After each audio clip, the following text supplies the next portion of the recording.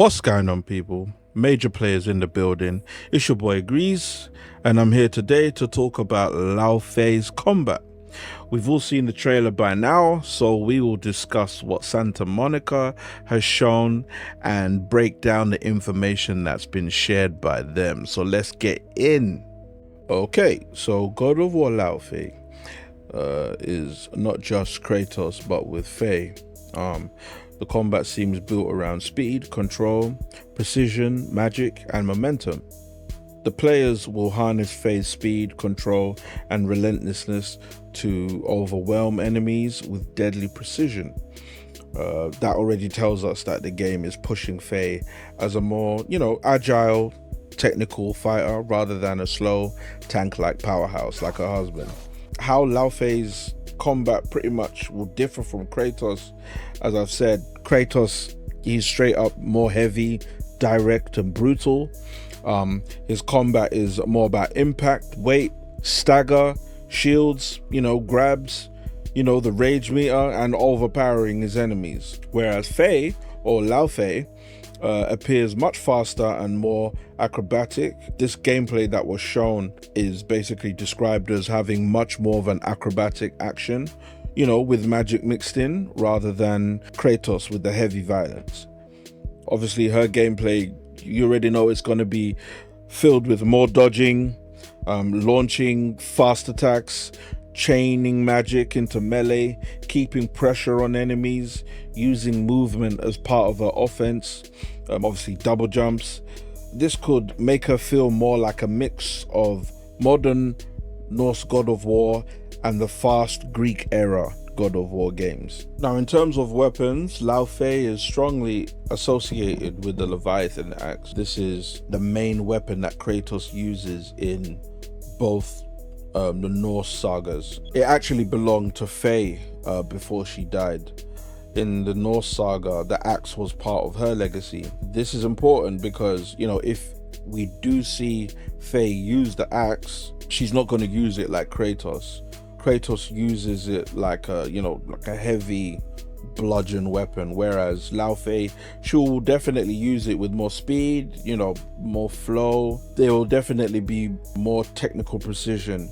Also, in terms of the sword, in the trailer we saw Faye with her sword, and that sword had a couple ribbons on it, and those ribbons actually talked. It called itself Rue. So Rue, if you saw in the trailer, she's like an extension of the sword. There were aspects in that combat where Rue was being utilized, and a lot of the spinning attacks, there were a lot of spinning attacks, and a lot of them did remind me of the Blades of Chaos from Kratos, and it felt like a dance almost, the way she was spinning and how acrobatic she was. So that's a great thing. So in terms of magic, the differences will likely be in how it's integrated. So for example, Laufey's magic will definitely be more combat focused compared to Kratos. Like, it's not just a combat ability. From what we saw in the trailer, she was using it to, she was using it for movement, she was using it for defense, she was using it for launching. Well, that was launching enemies, but she was also using it for launching herself. One of the most interesting things is how, I guess, acrobatic she is. From what we saw in the trailer, like, she is super acrobatic. She will definitely be faster with the combos easily. This girl was doing evasive flips, like she was weaving, enemies were being completely decimated. Like she was doing it quickly with speed. She didn't give time for the enemy to react. In terms of companions though, we met Frank the Cube. In the reaction I did for the trailer, I called it a Tesseract, but that's Frank. And then also Rue. Rue is the ribbons that is attached to Faye's sword.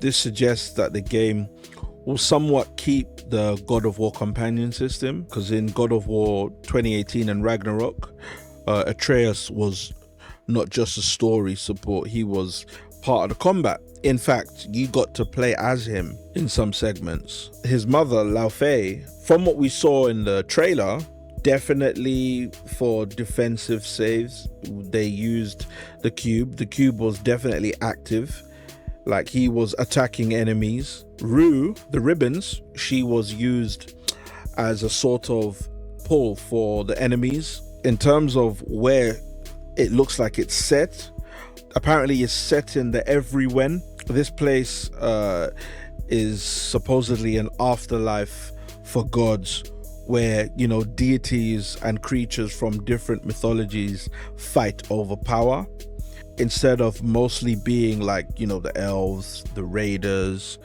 the Draugr from the Norse mythology. Fae could actually fight gods and creatures from different mythologies, because this place, they're saying it's gonna have multiple different gods, and we actually saw one of them, Sekhmet. We saw her. She is an Egyptian god. And the red dude, I forgot how to pronounce his name, but he is supposedly the Mongolian god of war. Okay, Begste. I don't know how to say his name. But yeah, so just a little insight into Faye and how it looks like she will be. From the trailer, we've been given a glimpse of how she will move. Yeah, so I just wanted to kind of talk about it and speculate on some things. I'm gonna leave it in the comments. We can discuss furthermore. If you're feeling this type of content, you already know what to do. I need you to like and comment. It's your boy Greasy. Shout out to Face, shout out to Gully, MPZ, and I'm signing out.